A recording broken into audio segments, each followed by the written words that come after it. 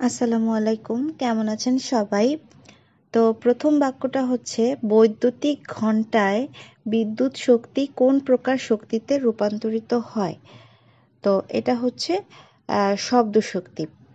এখন বৈদ্যুতিক ঘণ্টা যে এটা আসলে কি? তো বৈদ্যুতিক ঘণ্টা হচ্ছে একটা যান্ত্রিক বা ইলেকট্রনিক ঘণ্টা যা ইলেকট্রোম্যাগনেটের মাধ্যমে কাজ করে। হ্যাঁ, যখন একটা বৈদ্যুতিক প্রবাহ প্রয়োগ করা হয় তখন এটি মানে এই যে ঝনঝনে শব্দ হয়, এটা হচ্ছে বৈদ্যুতিক ঘণ্টা। তো তারপর হচ্ছে যে যে যন্ত্রের সাহায্যে বায়ুমণ্ডলের চাপ নির্ণয় করা হয় তার নাম কি? তার নাম হচ্ছে ব্যারোমিটার। এখন এখানে অনেকগুলো অপশন আছে, যেমন টেকোমিটার, অ্যাভোমিটার, ওহম মিটার। এগুলো কাকে বলে? টেকোমিটারটা হচ্ছে একটা এমন একটা যন্ত্র যেটার সাহায্যে বিভিন্ন ধরনের গতি পরিমাপ করা হয়।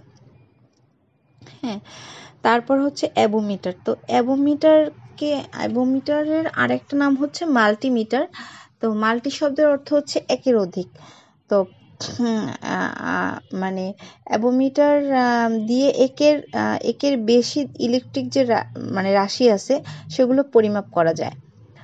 তারপরে হচ্ছে ওহম মিটার। ওহম মিটার হচ্ছে এক ধরনের বৈদ্যুতিক যন্ত্র যার সাহায্যে হচ্ছে রোধক বা বর্তনীর রোধ, হ্যাঁ, এটার পরিমাপ করা হয়। মানে এবং এটা অ্যানালগ এবং ডিজিটাল এই দুই ধরনের হতে পারে। তো এটার উত্তর হবে ব্যারোমিটার। বায়ুমণ্ডলের চাপ নির্ণয় করার যন্ত্রের নাম হচ্ছে ব্যারোমিটার। তারপরে হচ্ছে গান মেটালের প্রধান উপাদান কি? এটা হচ্ছে তামা। তো গান মেটাল হচ্ছে এক ধরনের লাল পিতল, মানে যেটা আসলে তামা, টিন আর দস্তা, হ্যাঁ, এক ধরনের কাঁসা, এগুলো দিয়ে তৈরি করা হয়। তো এখানে 88% থাকে তামা, তারপর 8 থেকে 10% থাকে টিন এবং আনুমানিক 2 থেকে 4 মানে % থাকে হচ্ছে দস্তা। আর এই যে এই গান মেটাল, এগুলো দিয়ে মানে এগুলো আসলে বন্দুক এবং গুলিতে তৈরি করা হয়। তো এই জন্য এটার নাম হচ্ছে গান মেটাল।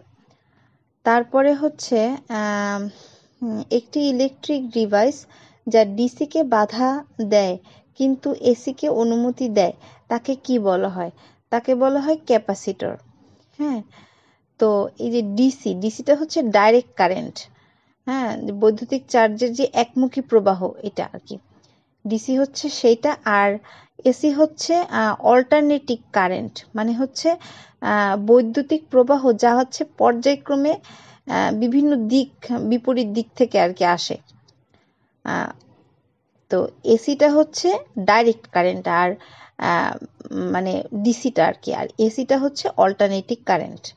হ্যাঁ, তারপরটা হচ্ছে বৈদ্যুতিক শক্তিকে তাপ শক্তিতে রূপান্তরিত করে কোন ওয়েল্ডিং ব্যবহার করা হয়? হ্যাঁ, এটা হচ্ছে রেজিস্ট্যান্স।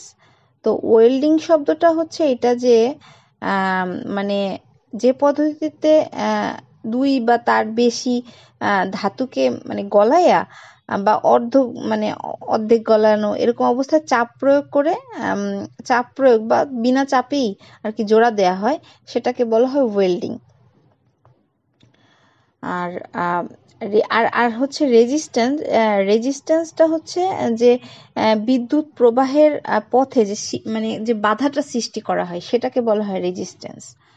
হ্যাঁ, তো আশা করছি সবাই বুঝতে পেরেছেন, সবার ভালো লেগেছে। সবাই ভালো থাকবেন। আল্লাহ হাফেজ।